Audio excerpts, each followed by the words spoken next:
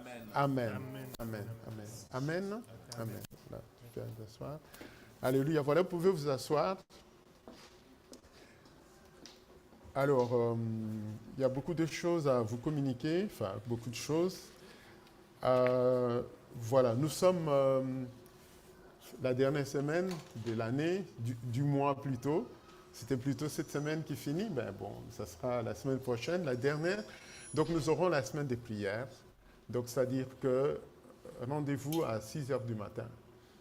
Donc, voilà, on prie donc de 6 heures à 7 heures du matin. Le thème que nous prenons cette semaine, c'est que Jésus-Christ soit le premier en tout. Amen.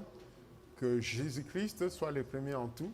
Si Jésus-Christ est le premier en tout, toutes les autres choses vont s'aligner automatiquement. Et puis, le mois de décembre, ici, on va avoir une mission. On va avoir une mission avec un pasteur, le pasteur Marcel Amici, pendant 3 jours, donc le 9 décembre, les 10 et les 11 décembre. Donc c'est vendredi, samedi et dimanche. On n'a pas pu faire cette mission avec lui parce que vous vous souvenez, c'était en pleine Covid, on ne pouvait pas. Alors bon, maintenant là, on a pu s'arranger comme ça. Donc il viendra donc faire cette réunion-là. Donc ça sera vendredi à la réunion normale.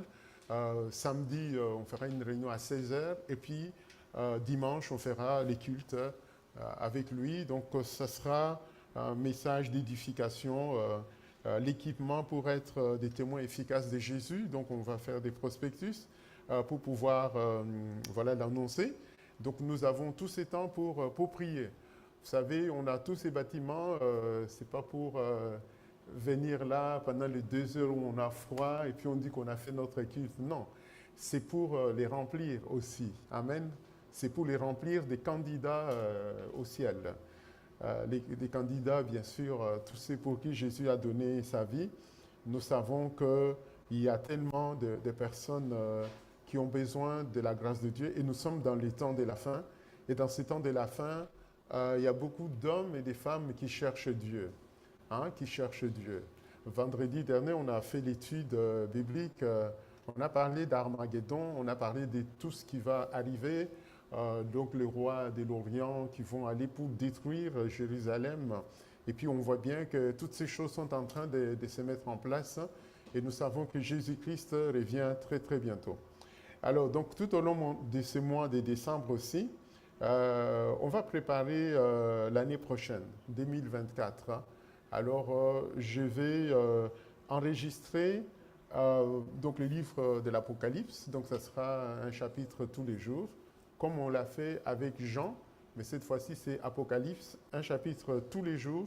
Et donc, pour le thème de l'année prochaine, c'est « Voici, j'ai mis devant toi une porte ouverte ».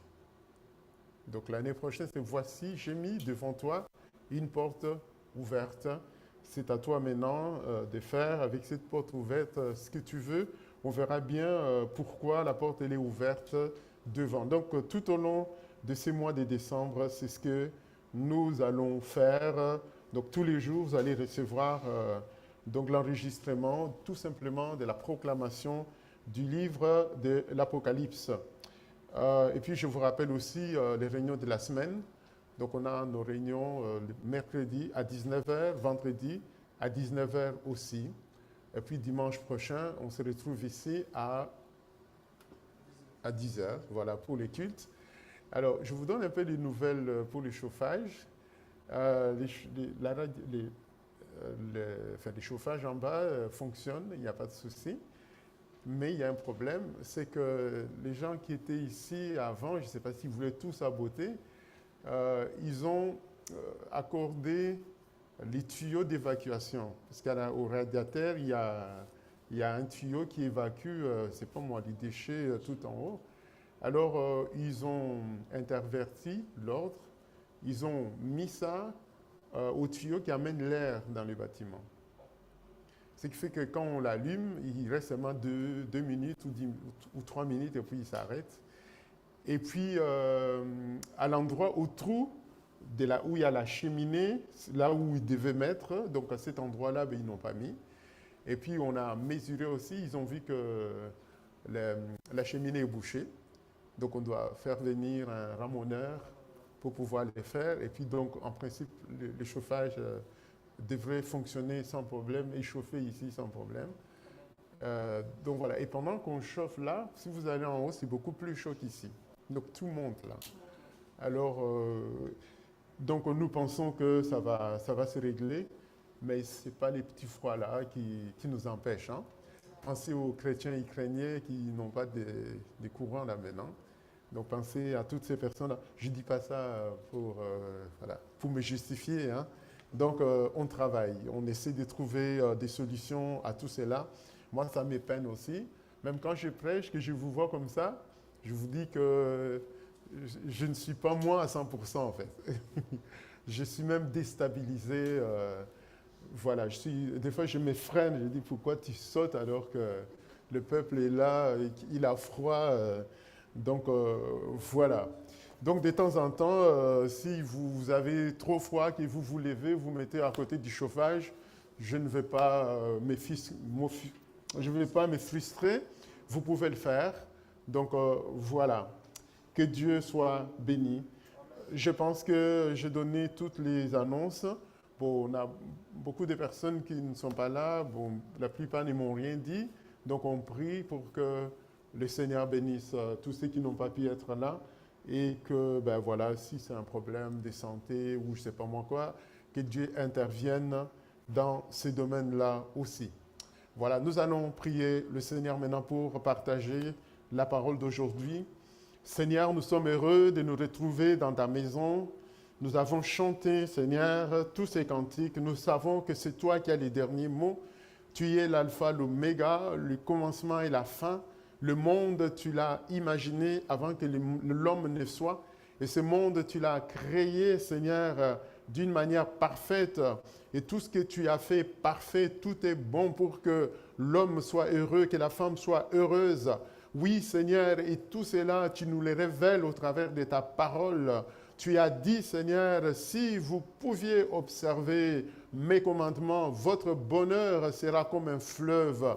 Oui, Seigneur, notre Dieu, nous voulons que notre bonheur augmente au travers de cette parole. Bénis-la encore aujourd'hui dans ce lieu. Au nom de Jésus, que le Saint-Esprit commence à opérer dans nos cœurs pour confirmer ta parole aujourd'hui, parce qu'elle est vivante. C'est la parole du Dieu Tout-Puissant. Au nom de Jésus, nous prions et nous nous attendons à toi. Amen. Amen. Amen. Voilà, on va ouvrir la Bible dans l'Évangile selon Jean, au chapitre 19. L'Évangile selon Jean, le chapitre 19. Et puis nous allons lire à partir du verset 1 jusqu'au verset 5. C'est la première lecture. Jean 19, 1 à 5. Alors Pilate... Amen. Amen.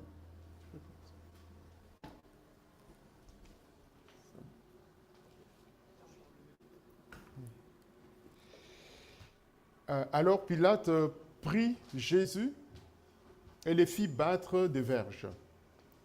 Les soldats tressèrent une couronne d'épines qu'ils posèrent sur sa tête et ils les revêtirent d'un manteau de pourpre. Puis, s'approchant de lui, ils disaient « Salut, roi des Juifs !» et ils lui donnaient des soufflets. Pilate sortit de nouveau et dit aux Juifs « Voici, je vous l'amène dehors, afin que vous sachiez que je ne trouve en lui aucun crime. » Jésus sortit donc, portant la couronne d'épines et le manteau de pourpre, et Pilate leur dit, « Voici l'homme. » Pilate leur dit, « Voici l'homme. » La deuxième lecture, c'est dans Marc au chapitre 16, et nous lisons à partir du verset 9 jusqu'au verset 13. Jésus étant ressuscité le matin du premier jour de la semaine apparut d'abord à Marie de Magdala, de laquelle il avait chassé 7 démons. Elle alla emporter la nouvelle à ceux qui avaient été avec lui. et qui s'affligeaient et pleuraient. Quand ils entendirent qu'il vivait et qu'elle l'avait vu, ils ne les crurent point. Après cela, il apparut sous une autre forme à 2 d'entre eux qui étaient en chemin pour aller à la campagne. Ils revinrent l'annoncer aux autres qui ne les crurent pas non plus. Amen. Amen. Donc voici, à travers ces 2 lectures, nous allons partager la pensée que le Seigneur a mis sur mon cœur ce matin. Alors, les titres que je donne au message de ce matin, c'est « Voici l'homme providentiel, si proche, si inconnu ». L'homme providentiel, si proche, si inconnu. Lorsque nous revenons au premier passage que nous avons lu dans Jean, au chapitre 19, alors on voit Pilate qui va entendre Jésus et il ne va trouver aucun crime qui mérite la mort dans tout ce qui lui a été rapporté. Et c'est là que Pilate amène Jésus dehors pour les montrer ou les présenter à ses bourreaux. Et quand il l'amène dehors, et c'est là qu'il va dire cette expression. Et Pilate leur dit, « Voici l'homme ». Voici l'homme, c'est une expression qui est devenue très célèbre. En latin, c'est dit « ecce homo ». Donc, « ecce homo », c'est très célèbre, cette expression-là. Donc, voici l'homme. Voici l'homme, et voici l'homme, c'est l'homme providentiel dont nous allons parler aujourd'hui. L'homme providentiel, si proche, si inconnu.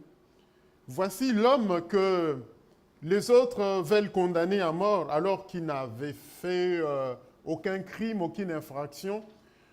Mais voici l'homme qui va être condamné alors que c'est lui, le Dieu créateur, le sauveur de l'homme. C'est lui qui vient pour sauver l'homme de la misère, mais voilà, l'homme va le condamner à cause de son ignorance. Il va condamner l'homme providentiel, si proche, si inconnu. Et lorsque nous regardons dans les passages de Marc, et là on a vu que maintenant Jésus, il est ressuscité, il a été crucifié, il est ressuscité, et on voit qu'il va apparaître à Marie de Magdala, et puis il va apparaître à d'autres personnes, et puis il va apparaître à 2 disciples sous une autre forme. Alors ces disciples sous une autre forme, comprenez, ce sont les disciples d'Emmaüs, qui à un moment, ils étaient en train de quitter Jérusalem pour aller à Emmaüs. Ils étaient tristes et Jésus a fait la route avec eux. Leurs yeux étaient empêchés de les voir. Et ici, dans Jean, plutôt dans Marc, on dit qu'il apparut à 2 de ses disciples sous une autre forme. Alors, sous une autre forme, il était comment? Et il était sous quelle forme, en fait? Il était comment? Il était sous quelle forme? Parce qu'on dit sous une autre forme, ils ne l'ont pas reconnu. Alors, je dirais qu'il était sous une forme humaine, parce qu'il a fait la route avec eux. Ils ne l'ont pas reconnu. Quand il a disparu, ils ont dit, mais notre cœur ne battait-il pas?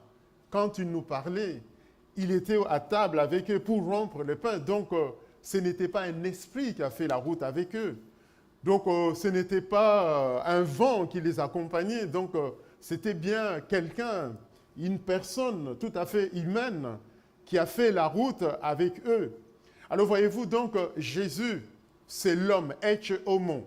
Donc, c'est l'homme providentiel, si proche et si inconnu. Alors, donc, Jésus agira. Il s'appelle Emmanuel, nous l'avons chanté, Dieu avec nous. Alors, il agira dans nos vies sous plusieurs formes. Nous n'allons peut-être pas les reconnaître, mais peu importe, reconnaître ou pas, mais lui va accomplir sa mission dans nos vies. Parce que nous sommes des enfants de Dieu. Il a dit, voici, je suis avec vous tous les jours jusqu'à la fin du monde. Et souvent, nous pouvons croire, penser que Dieu nous abandonne. Il ne nous abandonne pas.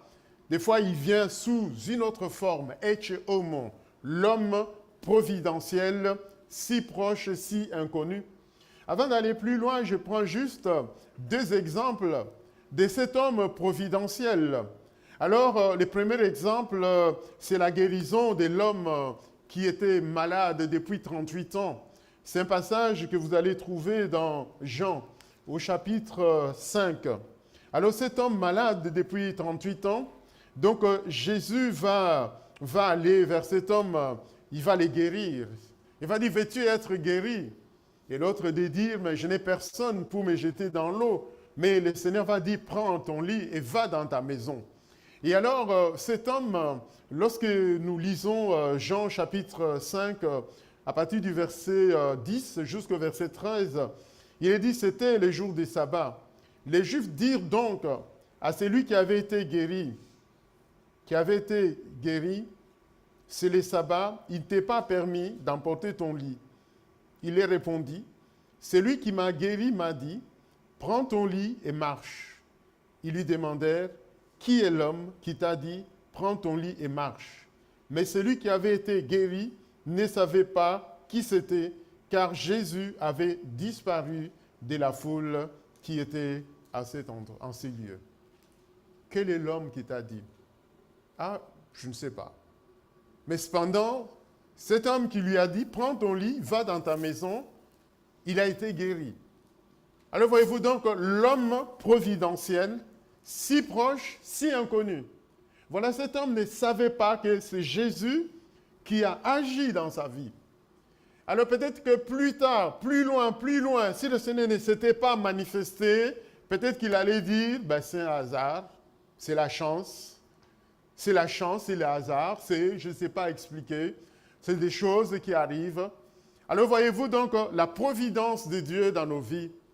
La providence, elle est là dans nos vies parce que celui qui s'appelle Eche Homo, donc l'homme providentiel, si proche, si inconnu, il est derrière des personnes et des circonstances pour faire tout concourir à notre bien.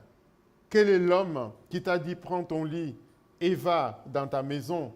Ah, je ne sais pas. Je ne sais pas. Et le deuxième exemple, donc c'est aussi l'aveugle qui a été guéri par Jésus. Alors cet aveugle a été guéri par Jésus, mais j'aimerais juste lire ces passages que nous avons dans Jean au chapitre 9 et les versets 10 à 12. Il répondit, l'homme qu'on appelle Jésus a fait de la boue, a oint mes yeux et m'a dit, va au réservoir de Siloé et lave-toi. J'y suis allé, je me suis lavé et j'ai retrouvé la vue. Et lui dirent, où est cet homme? Il répondit, je ne sais. Où est cet homme? Je ne sais. Alors voyez-vous, l'homme providentiel qui a accompli une œuvre dans la vie d'une personne, mais la personne ne connaît pas cette personne. Et pourtant, elle n'est pas loin, cette personne. Et dans les deux cas de la première personne qui a été guérie, Jésus va les rencontrer dans le temple, il va dire, voilà, tu as été guéri, ne pêche plus de peur qu'il ne t'arrive quelque chose de pire. Et là, cet homme va finalement aller publier partout que c'est Jésus qui l'avait guéri. Et puis l'aveugle que Jésus vient de guérir ici, le Seigneur va encore les rencontrer aussi. Cet homme, parce qu'il va rencontrer l'opposition de ses contemporains qui vont dire que tu as été guéri par un pécheur. Finalement, il va leur dire que c'est impossible, Dieu n'exauce pas des pécheurs. Donc, il y a eu des soucis comme ça. Et puis, Jésus va les rencontrer. Et Jésus va lui poser la question, crois-tu au Fils de l'homme, au Fils de Dieu? Et puis, l'aveugle qui a été guéri dit, qui est-il pour que je croie en lui? Et Jésus lui dit, moi qui te parle, je suis le Fils de Dieu. Et il va se prosterner, il va adorer Jésus. L'homme providentiel, si proche, si inconnu. Alors, qui est cet homme-là? Alors, ce matin, j'aimerais parler autour de 3 questions. Où c'est que l'homme providentiel vient faire dans nos vies et comment il agit dans nos vies. Il est si proche, si inconnu. Alors, le but de cette prédication, mes frères et sœurs, c'est pour nous rendre sensibles à la présence de Dieu dans nos vies, à la présence de son esprit en nous, et au fait de la promesse qu'il nous a faite, voici, je suis avec vous tous les jours jusqu'à la fin du monde. Celui qui est en nous est plus grand que celui qui est dans le monde. Que Dieu nous aime. Il dit que toute grâce excellente et tout don parfait descendent d'en haut du Père de lumière, chez lesquels il n'y a ni changement, ni ombre de variation. Et la grâce de Dieu coule du ciel, non pas pour tomber sur une terre vide, mais la grâce de Dieu coule du ciel pour tomber sur des personnes qui sont tout à fait bien identifiées. Qui sont ces personnes sur qui la grâce de Dieu coule, tombe? Ce sont des personnes qui sont le temple du Saint-Esprit. Ce sont des personnes qui ont accepté Jésus comme Seigneur et Sauveur personnel. Ce sont les enfants de Dieu. Alors voyez-vous donc, nous sommes enfants de Dieu et la providence de Dieu, elle est là, elle nous accompagne. Donc c'est à nous maintenant de savoir, oui, garder la foi, la confiance dans ce Dieu qui ne peut pas nous abandonner. Alors je dirais ici, l'homme providentiel, c'est celui qui va nous indiquer le chemin qui conduit à notre destinée, à notre mission, premier point. Et nous pouvons voir ça dans Genèse au chapitre 37. Genèse chapitre 37 et le verset 12, les versets 12 à 17. Donc Genèse 37, 12 à 17. La page de ma Bible ne s'ouvre pas alors. Wow, je fais comme ça. Allez, ouvre-toi. Voilà. OK. J'y suis. 12 à 17. Les frères de Joseph étant allés à Sichem pour faire paître le troupeau de leur père Israël, de leur père. Israël dit à Joseph, « Tes frères ne font-ils pas paître le troupeau à Sichem? Viens, je vais t'envoyer vers eux. » Et il répondit, « Mais voici. » Israël lui dit, « Va, je t'ai pris. Voici tes frères sont en bonne santé. Et si le troupeau est en bon état, et tu m'en rapporteras de nouvelles. » Il l'envoya ainsi de la vallée d'Hébron, et Joseph alla à Sichem. Un homme le rencontra, comme il errait dans les champs, il le questionna en disant, « Que cherches-tu » Joseph répondit, « Je cherche mes frères, dis-moi, je t'ai pris, où ils font paître leurs troupeaux. » Et l'homme dit, « Ils sont partis d'ici, car je les ai entendus dire, allons à Dothan. » Joseph alla après ses frères, et il les trouva à Dothan. Amen. Alors Joseph va rencontrer un homme sans nom. Et cet homme va lui... Joseph semble perdu dans ses champs, dans cette campagne, et cet homme va les rencontrer. Ce n'est pas Joseph qui va les rencontrer, mais c'est l'homme qui vient vers Joseph pour les rencontrer et pour lui poser une question. « Que cherches-tu » Que cherches-tu? Il dit, oui, il cherche ses frères. Et l'homme va lui indiquer l'endroit où il y a ses frères.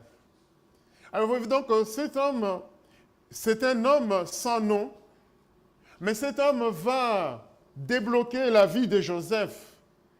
Il va les conduire.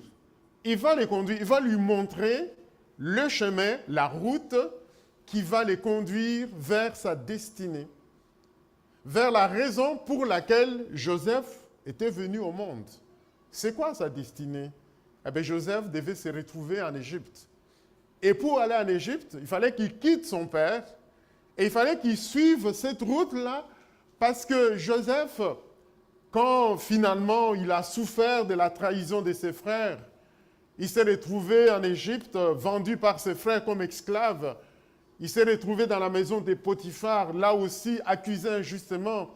Il va se retrouver en prison, là aussi abandonné pendant des années.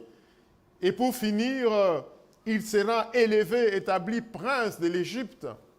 Et puis quand ses frères viendront vers lui, Et alors, ses frères vont reconnaître Joseph. Ils vont finalement être confrontés à leur méchanceté. Joseph va leur dire, non, n'ayez pas peur. Vous avez arrêté de me faire du mal. Dieu l'a changé en bien. Alors, voyez-vous donc que la route de Joseph, c'était arrivé en Égypte pour être élevé. Joseph, quand il était enfant, il rêvait beaucoup, beaucoup de choses. Et on voyait bien qu'il avait une destinée, une grande mission qui était là. Mais voyez-vous donc, il était dans la maison de son père. Il était là, les chouchous de son père, avec un habit de plusieurs couleurs. Et puis, il n'avait pas un bon caractère aussi. Il rapportait tout à son père. Tout ce que voilà, les enfants disaient, il rapportait. Donc, il était là à côté de son père pour aller. Donc, voilà, maintenant que ce jour-ci, son père l'envoie pour aller prendre des nouvelles de ses frères. Quand les frères le voient de loin, ils disent, ah, voilà les songeurs, les faiseurs de rêves. Voilà, on va les tuer pour voir quels vont devenir ces rêves. Alors, voyez-vous, l'homme peut vous tuer. L'homme peut espérer tuer les rêves que Dieu a pour vous. Personne ne pourra arrêter les rêves que Dieu a pour vous. Amen. Moi, je connais les projets que j'ai formés sur vous, projets de bonheur et non de malheur pour vous donner un avenir avec de l'espérance. Oui, il y a des tueurs de rêves, mais personne ne pourra tuer les rêves que Dieu a pour toi. Alors, voyez-vous, maintenant, ses frères disent, voilà, les songeurs, nous allons les tuer pour voir comment ces rêves vont s'accomplir. Alors, voyez-vous, pour que Joseph aille jusqu'en Égypte, il fallait qu'il puisse retrouver ses frères. Et l'homme providentiel va lui montrer la route. Va lui montrer la route, va lui indiquer la route. L'homme providentiel, si proche, si inconnu. Que cherches-tu? Et la même question, Jésus a posée aux disciples de Jean-Baptiste. Quand Jean-Baptiste a dit, voici l'agneau de Dieu qui ôte les péchés du monde, les deux disciples, ils ont commencé à suivre Jésus. Et Jésus va se retourner et va dire, que cherchez-vous? Et ils vont dire, où demeures-tu, Rabbi? Et ils sont allés ce jour-là, ils sont restés toute une journée avec Jésus. Que cherchez-vous? Qui cherches-tu? Alors voyez-vous, l'homme providentiel, c'est celui qui va nous indiquer la route, le chemin qui conduit vers notre destinée. Alors l'homme providentiel, ce sont des personnes, ce sont des circonstances et les situations que Dieu permet dans nos vies pour nous aider, n'est-ce pas, à entrer dans ce que Dieu a prévu pour nous. Comme je disais, tout est sous son contrôle.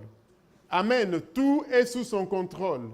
Peut-être ta vie semble monotone. Tu sembles tourner en rond. Tu as l'impression qu'il n'y a rien de nouveau qui est là, qui se passe dans ta vie.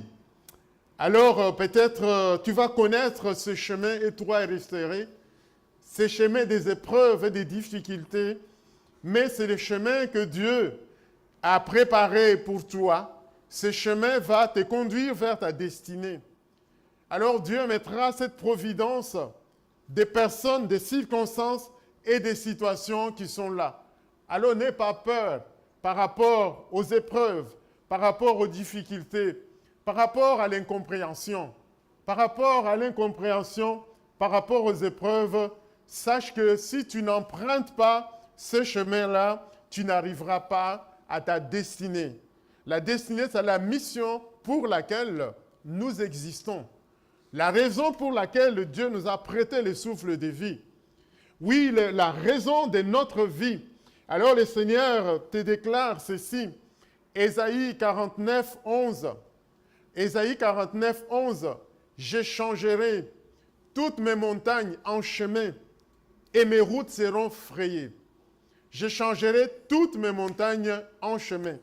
Je changerai toutes tes difficultés en chemin et des routes seront frayées là où toi tu ne pensais pas, et ça s'appelle la providence de Dieu. Alors comme nous voyons cet homme qui est venu aider Joseph finalement entrer dans sa destinée, cet homme n'a pas de nom. Amen. Cet homme n'a pas de nom. Eche homo. Voici l'homme. Donc voici l'homme que les autres vont mépriser. Mais pourtant, cet homme-là, c'est la providence de Dieu. C'est celui que Dieu envoie pour débloquer la situation du monde. Tous sont péchés, sont privés de la gloire de Dieu. Ils sont gratuitement justifiés par sa rédemption au moyen de la grâce que Dieu nous a donnée en Jésus-Christ. Amen. Alors le temps peut-être est arrivé, ou peut-être c'est le temps, toi maintenant, où tu ne vas plus rêver. Le temps peut-être est arrivé où tes rêves semblent ne pas se réaliser. Le temps est arrivé où ce n'est plus comme avant, où peut-être tu recevais des choses, tu comprenais des choses. Les choses semblent compliquées, mais peut-être que maintenant, tu vas expliquer aux autres leurs rêves.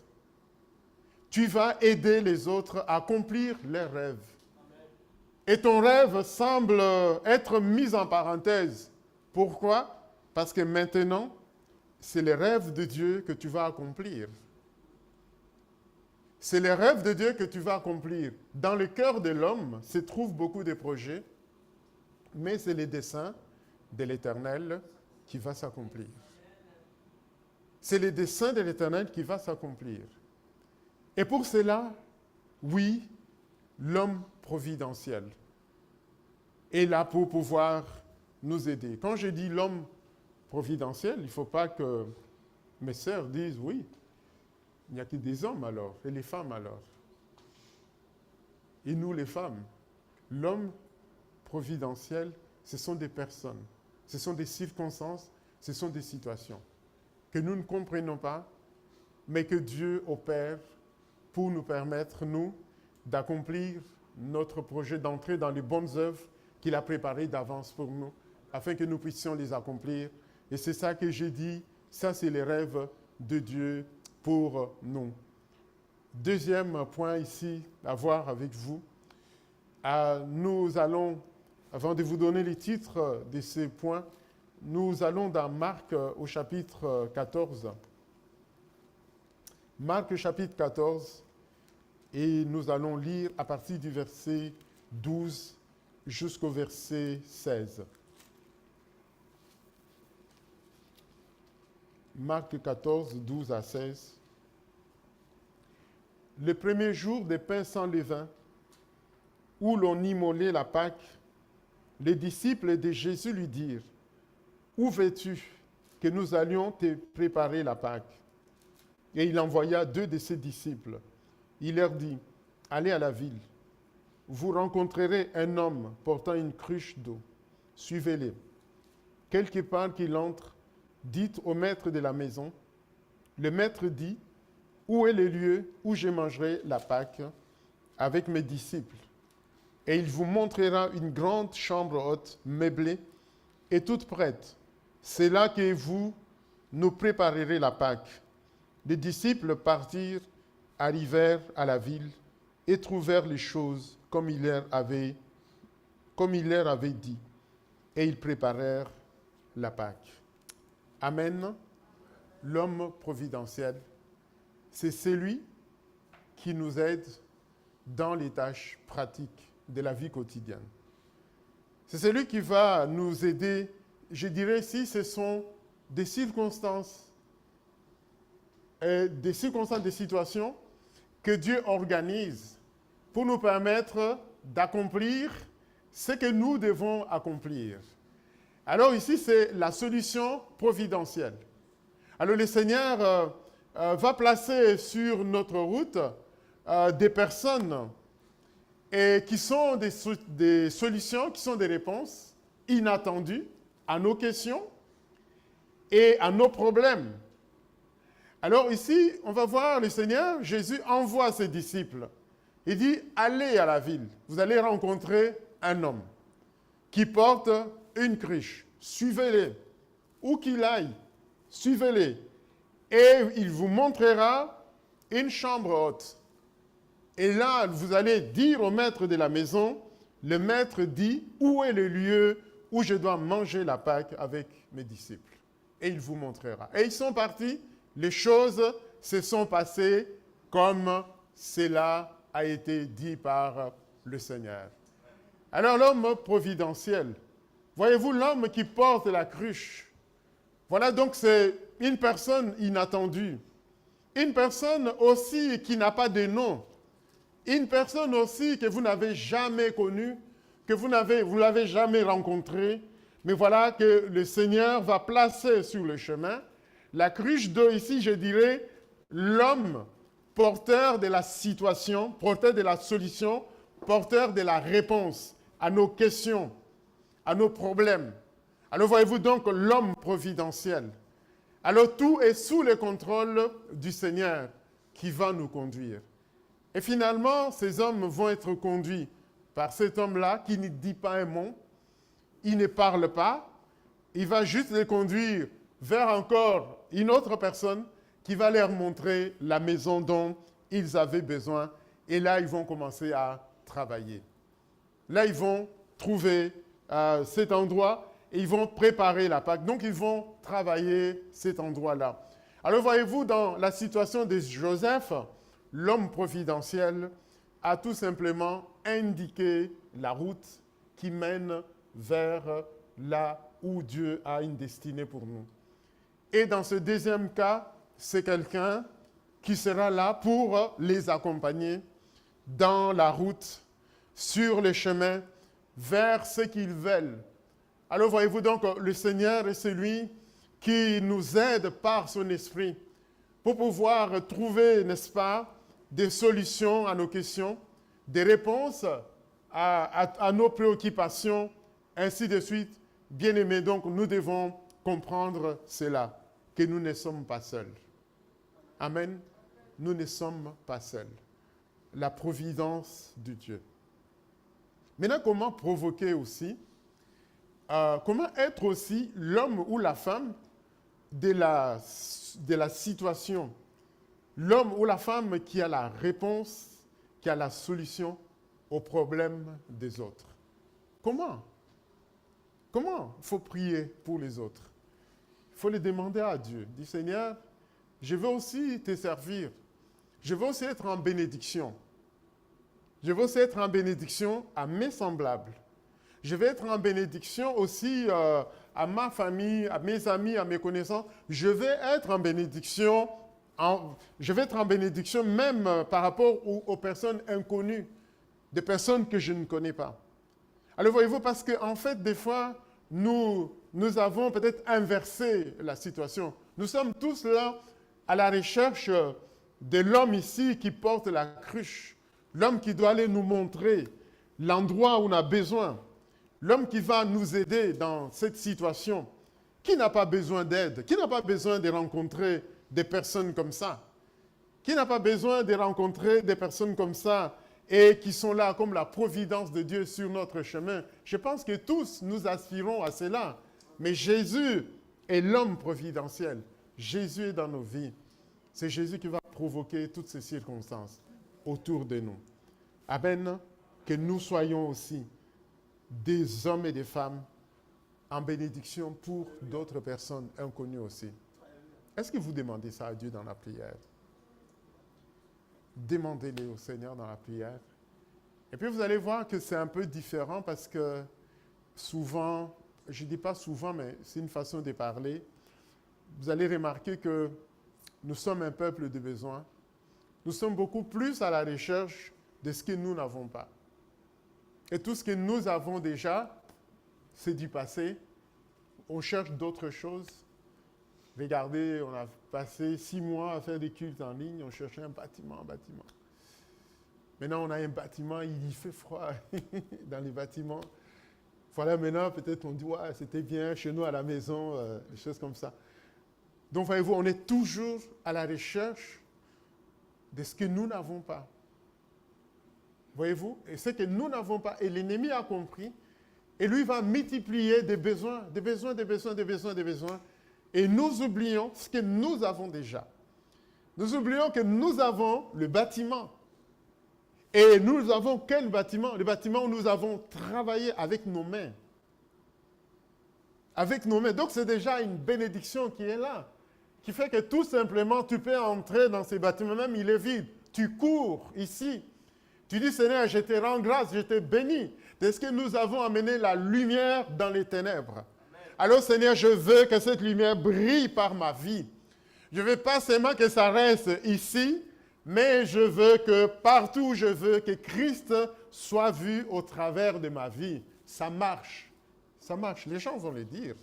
Ça marche. Vous allez témoigner aussi dans votre vie que vous avez transformé une boîte de nuit en église. Imaginons que ce soit l'inverse, qu'une église soit transformée en boîte de nuit. Qu'est-ce que vous allez dire? Oh, quel gâchis! Vous avez ça dans votre CV. Au ciel, quand vous entrez, oui, les anges vont acclamer et dire, ben voilà, des gens qui ont amené la lumière sur la terre. Ils ont changé un endroit. C'est écrit dans les livres des souvenirs de Dieu, qui est devant la face de Dieu, où il dit, j'ai fait la différence entre ceux qui me servent et ceux qui ne me servent pas. Le fait que l'Église, avec ses faibles moyens, s'est engagée, que tout le monde a travaillé pour pouvoir transformer cet endroit, c'est écrit dans le ciel. L'homme providentiel était là, même si on n'a pas vu Jésus en personne, il était là. Et au ciel, il nous montrera comment il nous a aidés à pouvoir être là où nous sommes. Alors, priez aussi d'être en bénédiction pour d'autres personnes par rapport à tout ce que vous avez expérimenté, vous avez vécu. Il y a toujours quelque chose. Observez la nature. Observez la nature. Vous savez, là où il y a eu, par exemple, il y a une fête quelque part, comme ici, il y avait la foire, c'est pas annuelle, ici, à Reisbrook.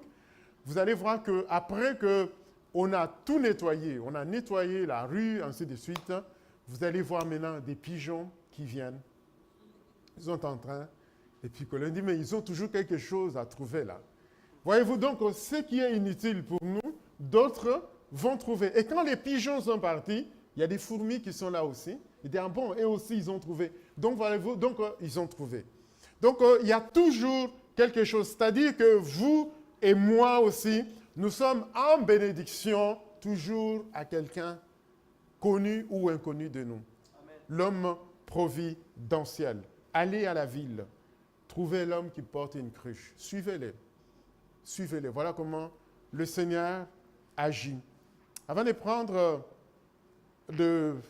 continuer plus loin, je donne juste un témoignage de quelque chose qui m'est arrivé personnellement. On est venu dans ces pays pour servir le Seigneur, donc on était bien engagés dans nos têtes, on vient pour servir Dieu.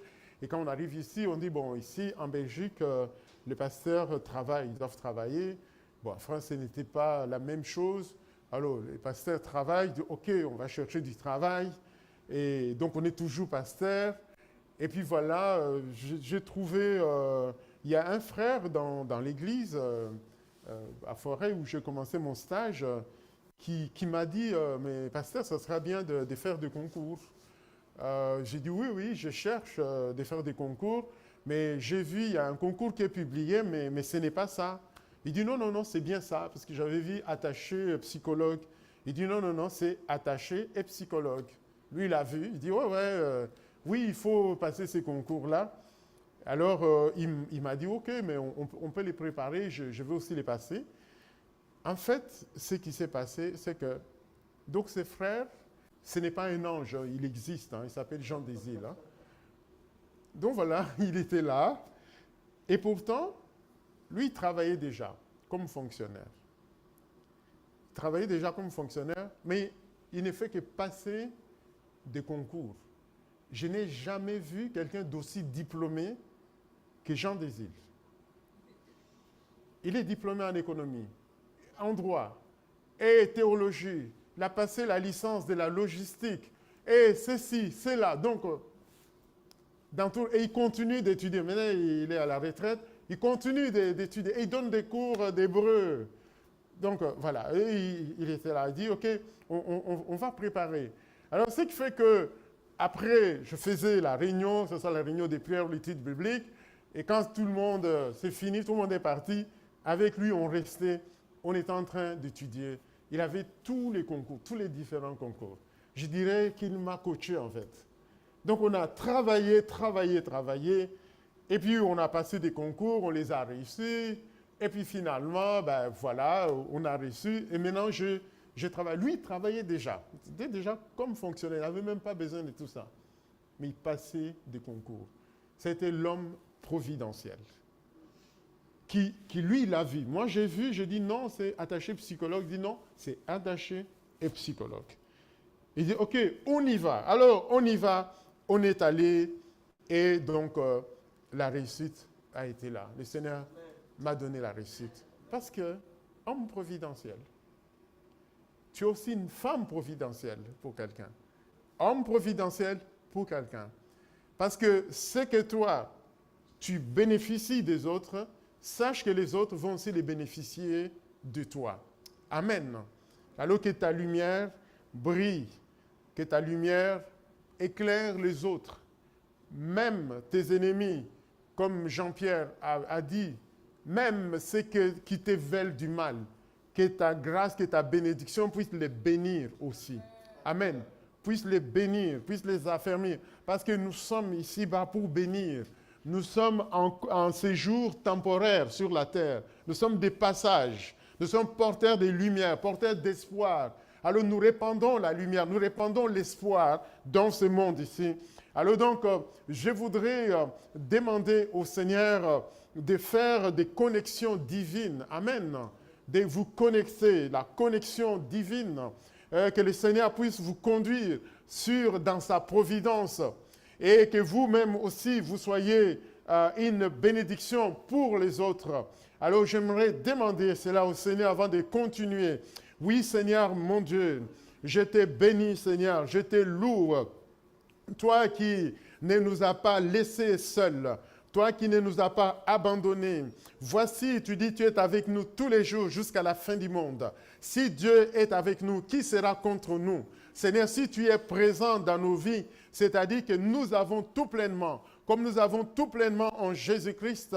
Oui, Père, je prie que tu organises par le Saint-Esprit des connexions divines, Seigneur, dans la vie de tes enfants, dans la vie de ton peuple, que tu puisses les conduire vers les porteurs des cruches, les porteurs des solutions et des réponses à leurs problèmes, dans les endroits inattendus, vers des personnes inattendues. Oui, Seigneur, j'appelle cela dans cette assemblée, j'appelle cela dans la vie de nos enfants, nos jeunes, nos ados, tous nos frères et sœurs dans la foi. Oui, Seigneur, que tu puisses, oui, organiser ces connexions divines, parce que notre vie n'est pas un hasard. Tu nous as élus avant que le monde ne soit, pour que nous soyons saints, irréprochables devant ta face. Oui, Seigneur, débloque toutes ces situations dans le nom de Jésus. Amen. Amen. Amen. Amen.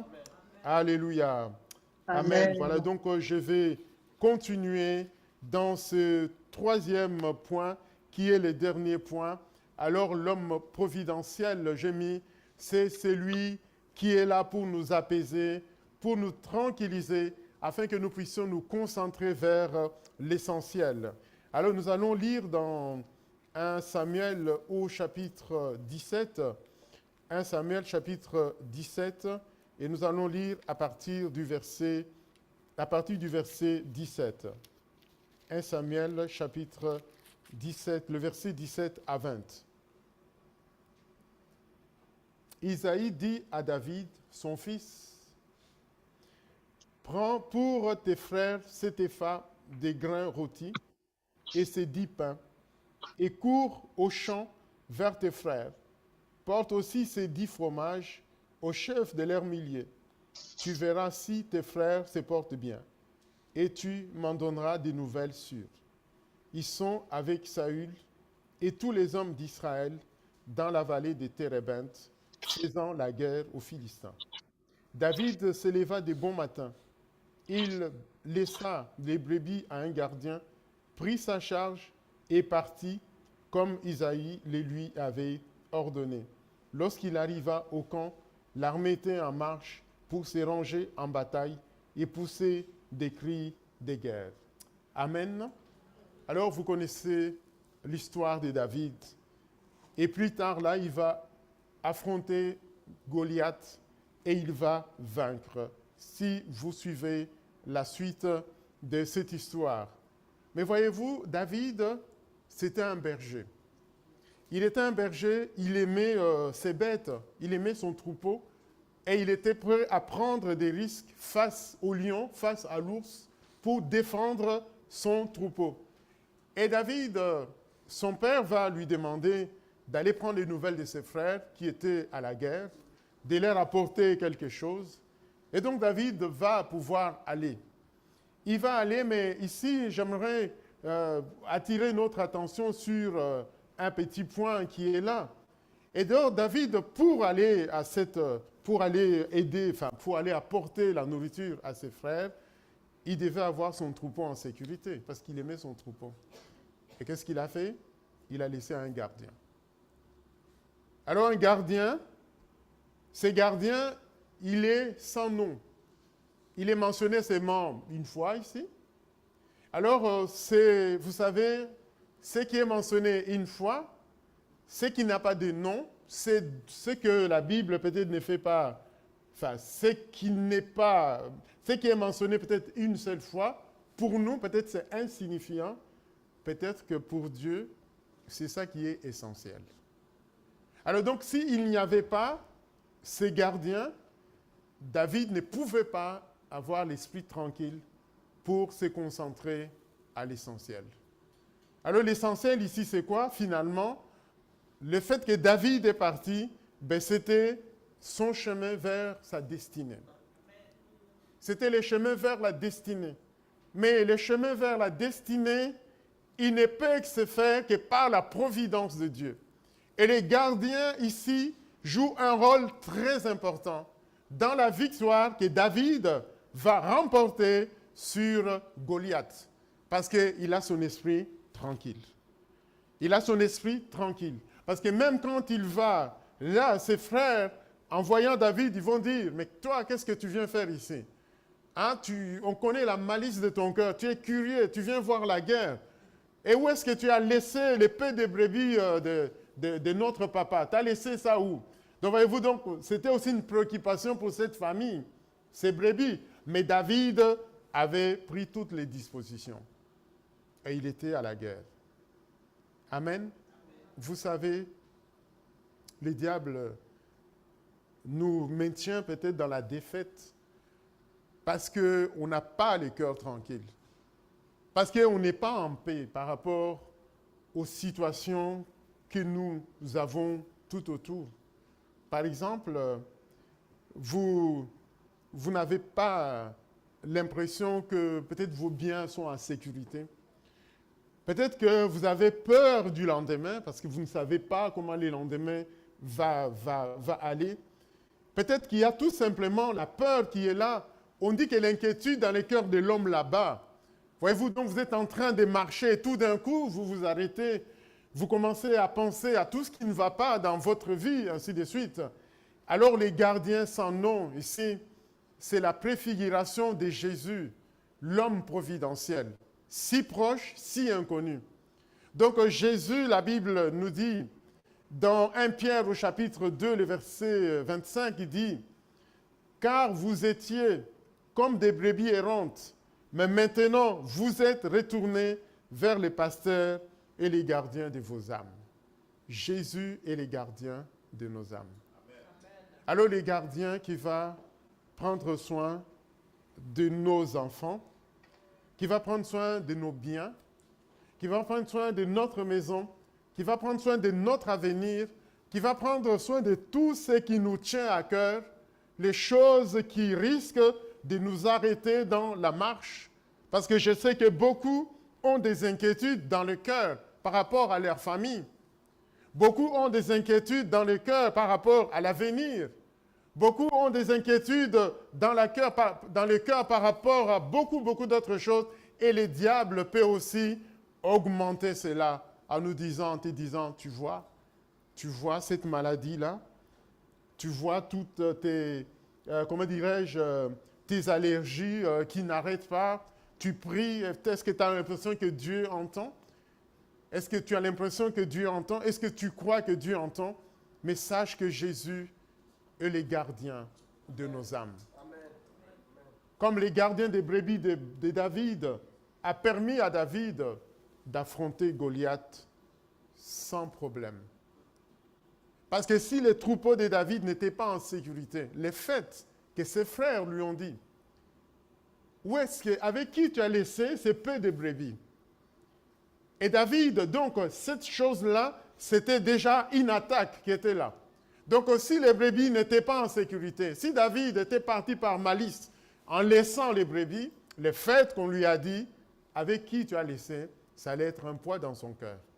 Et quand il allait affronter Goliath, vous savez, Goliath, quand il vient, qu'est-ce qu'il fait, Goliath? Il va l'intimider, il va l'insulter. Alors voyez-vous, avec l'inquiétude dans son cœur, avec les insultes de Goliath, là, il était déjà vaincu. Voyez-vous, mais David ne s'inquiète plus de rien parce que les gardiens veillent sur son troupeau. Amen. Dieu veille sur ta vie. Dieu veille sur tes enfants. Dieu veille sur ta maison. Il veille sur tes biens. Il veille sur ton avenir. Alors concentre-toi à l'essentiel. David s'est concentré à l'essentiel. Combattre les batailles de l'Éternel. Et le Seigneur s'est glorifié. David était le roi caché que Dieu va manifester au monde ces jours-là où il va vaincre Goliath, mais parce que ses biens étaient en sécurité. Donc toi aussi, mon frère et ma sœur, Jésus est l'homme providentiel, si proche et si inconnu. Les disciples ont fait la route avec lui, il était sous une autre forme. Quelle forme il avait? Leurs yeux étaient empêchés de les reconnaître. À Israël, on a dit « Ecce homo », voici l'homme. Et Jésus enverra ses disciples vers un homme qui va leur montrer la route. Ces hommes, ces personnes-là, existent dans notre monde aujourd'hui. Tu fais partie de ces personnes-là pour d'autres personnes, et d'autres personnes sont là comme ces personnes pour toi, parce que la providence de Dieu est avec toi. Et en conclusion, je dirais tout simplement, la présence de Jésus à nos côtés, ça signifie que la providence de Dieu est avec nous. Amen. Amen. La providence de Dieu est avec toi. Et je dirais, grâce soit rendue à Dieu qui nous donne toujours la victoire en Jésus-Christ. Alléluia. Amen. On va se lever, on va terminer par la prière. J'aimerais tout simplement que chacun de nous élève ses mains vers le ciel. En élevant les mains vers le ciel, tu appelles la providence de Dieu de se manifester dans ta vie. Amen. Que dans le jour à venir, tu puisses dire, oui, je sens que je suis l'homme ou la femme providentielle, mais je rencontre aussi des hommes, des femmes et des situations providentielles de la part de Dieu. Amen. Alléluia. Seigneur, nous sommes là devant toi. Nos mains sont dressées vers toi, vers le ciel. Nos mains sont là, Seigneur, pour accueillir la providence que tu vas encore déverser au milieu de nous. Car comme nous l'avons dit, Seigneur, toute grâce excellente, tout don parfait descend d'en haut du Père des Lumières, chez lesquels il n'y a ni changement ni ombre de variation. Oui, Père, au nom de Jésus, nous accueillons les grâces excellentes, nous accueillons des dons parfaits aujourd'hui et nous marchons maintenant dans ta providence, Seigneur. Tu nous conduis dans ta providence et tu fais de nous aussi des hommes et des femmes providentiels pour d'autres personnes. Merci, Seigneur, de bénir ta parole, Seigneur, de la confirmer, que cette parole nous accompagne désormais dans notre vie, Seigneur. Au nom de Jésus, nous te bénissons et nous te donnons gloire, Seigneur, parce que tu as entendu et tu as accompli cela, Seigneur. Au nom de Jésus. Amen. Amen. Amen. Amen. Alléluia. Voilà, Amen. donc vous restez debout, comme ça on va terminer notre culte. Alors, je vous rappelle que demain, on commence la prière à 6 h du matin jusqu'à 7 h. C'est via Zoom. Hein. Donc, si tu n'as pas les liens, je peux te les donner, les liens. Donc, ça sera donc demain jusqu'à samedi. Et puis, bon, les réunions de la semaine, tout à fait normales. Et puis, n'oubliez pas de prier pour la mission, enfin, les 3 jours de séminaire que nous allons avoir avec les pasteurs à Missy. Voilà, alors on va terminer par la prière et on va donner le micro à la sœur Agnès qui va terminer par la prière.